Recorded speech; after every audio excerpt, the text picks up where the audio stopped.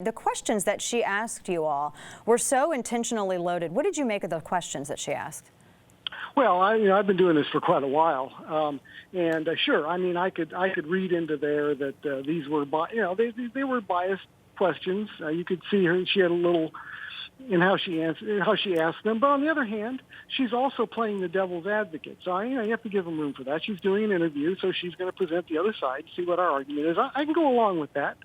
Really wasn't anything in there that made me think when she was doing the recording of either myself or the group that anything untoward was going to happen. She seemed very nice, very professional in how she did the interviews. She would be quiet while I was talking, and then she would wait till I was done, and then she would talk, and we did it that way. But that's why this was a real surprise. I mean, even the people in the group, none of them really walked away thinking, well, she's really going to, chop this up. They weren't expecting that. They truly expected better of her, the way everything was done. It was just a total blindside. Did she seem genuinely interested in understanding why those of us who support constitutional rights, why we hold the positions that we do, or did she play devil's advocate too much? Was she pretty fair? I think she was fair during the interview. She would ask questions. In fact, I said, "Katie, have you ever been shooting?" When she did my interview, she said, "Well, not since I was a little girl."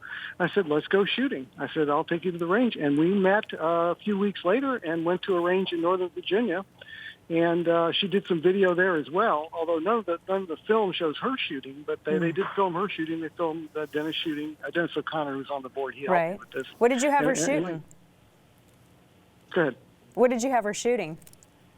An AR-15, 45 caliber 1911, a 22 handgun, things like that. Yeah. So she got to try a little bit, and a shotgun. And it's always, and I'm sure that you've discovered this too, in speaking out for two-way stuff, but did you notice, did she lighten up a little bit, or did she enjoy it? Because a lot of people, particularly if they hold a position to where they're anti-2A, once they go to the range, then they kind of see what it's all about. Well, yes, I jokingly call that the gun owner's cocaine. We get somebody that doesn't like guns out to the range, and they actually shoot one. Their eyes light up, and they hit a bullseye, and they're converted. Right. She still seemed a little shy about it. She shot and everything, but I don't know. Again, she may be so firmly rooted that even if she did enjoy it, she wouldn't admit it. Did you ever speak with the director, Stephanie Sochtig, about, No. Did you ever have any contact with her? No? No, not at all. I had no idea who she even was. It was just Katie that I dealt with.